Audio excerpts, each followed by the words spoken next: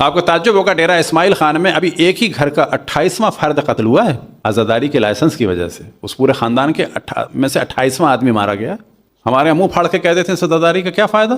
آزاداری کا فائدہ اگر دیکھنا ہے تو دشمن سے پوچھو کیا فائدہ ہے.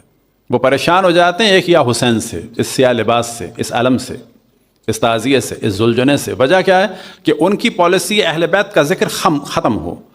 ہماری پالیسی کیا ہے کہ اہل بیت کا ذکر کسی بھی صورت میں ہو بڑھے. یہاں بیٹھ کے آزاداری کرنا بھی بہت بڑی عبادت ہے, لیکن جنوبی پنجاب میں لائسنس لے کے آزاداری کرنا کھیل نہیں ہے.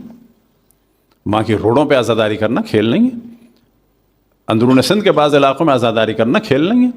خود لائسنس لے کے ہر سال امن کمیٹیوں میں جانا اور اپنے پورے خاندان کو پہچانوانا اور اپنے پورے خاندان کو ٹارگیٹ پہ لانا کھیل نہیں ہے. پورا خاندان پتہ چل جاتا ہے.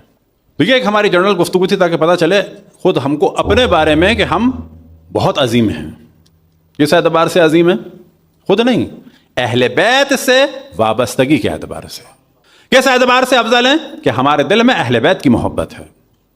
کس اعتبار سے افضل ہیں کہ اہل بیت کے مقابلے میں ہم کسی سے بھی کوئی سودے بازی کرنے کو تیار نہیں ہیں. ہم میں سے بہت سارے افراد, نہیں یہ نہیں کہنا چاہیے, ہم میں سے بعض افراد ممکن ہے کہ دنیا کے آگے جو ہے وہ کبھی کبھی بہک جاتے ہوں, لیکن پھر بھی خدا کا شکر کریں اگر ان سے یہ کہا جائے کہ اہل بیت کے دشمن کے فضائل پڑھو اور مال لے لو, نہیں لیں گے.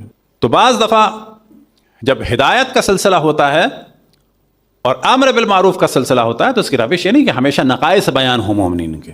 بچوں کی تربیت کا بھی یہی سلسلہ ہے کہ نہ, ہمیشہ نہیں کہنا چاہیے نو نو نو نو نو نو نو نو نو. باپ کا کام ہی نو ہے, اپریسیشن تو ہے ہی نہیں, ہر چیز میں ٹوکنا. تو بعض دفعہ ہمارے دیندار لوگوں کا کام بھی اسے ٹوکنا ہو جاتا ہے, جبکہ ان کے اچھے کاموں کو اپریسیٹ کرنا جو ہے بالکل ختم ہو جاتا ہے.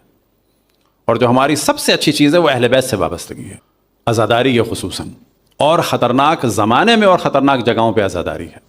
آج جہاں پر بھی اہل بیت علیہ السلام کا ذکر ہے وہ کس کی وجہ سے ہے؟ وہ اللہ نے زندہ رکھا ہے, بلا شک اللہ نے زندہ رکھا ہے, لیکن ہے کس کی وجہ سے؟ یعنی ہم مومنین کے فضائل بیان کریں, مومنین کی وجہ سے تو ہے.